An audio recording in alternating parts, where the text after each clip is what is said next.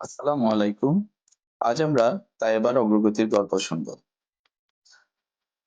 তায়েবার বয়স এখন ৫ বছর। তায়েবা সেরেব্রাল পলসিতে আক্রান্ত। একসময় সে ঠিকভাবে হাঁটতেই পারত না। বসে থাকতে কষ্ট হতো, বারবার পড়ে যেত। সবকিছুতেই সে পিছিয়ে ছিল। হাত দিয়ে কিছু ধরতেও পারত না, বিশেষ করে ডান হাতের ব্যবহার ছিল খুবই সীমিত। তারা বিভিন্ন জায়গায় থেরাপি নেওয়ার জন্য যায়, কিন্তু কাঙ্ক্ষিত উন্নতি হচ্ছিল না। ২০২৫ সাল থেকে আমাদের সেন্টারে নিয়মিত অকুপেশনাল থেরাপি এবং ফিজিওথেরাপি শুরু করে।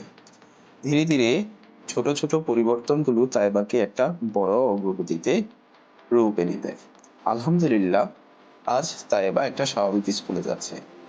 এটা সম্ভব হয়েছে আল্লাহর অশেষ রহমত, বাবা মায়ের ধৈর্য এবং সমন্বিত থেরাপির সঠিক পরিকল্পনার মাধ্যমে।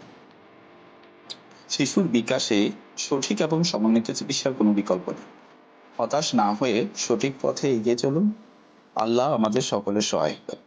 সে এখনো থেরাপি চালিয়ে যাচ্ছে, আর আমরা বিশ্বাস করি সে আরো এগিয়ে যাবে ইনশাল্লাহ। তাই এবার জন্য দোয়া ও ভালোবাসা রইল।